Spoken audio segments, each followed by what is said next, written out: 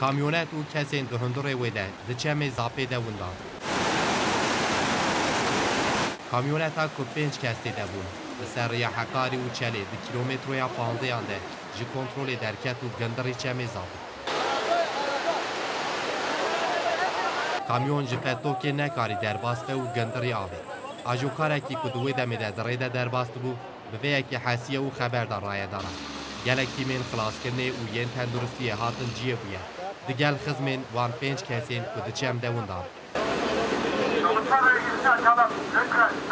Cendirmeyan li ciyê bûyerî tevdîrên ewleyiyê girtin. Xebatên ku ji aliyê Afadê tên kirin, ji ber ava şid ya çemê zapê bi zorî tên kirin. Barana ku carna dibare jî li pêşiya xebatên lêgerînê dibe asteyî.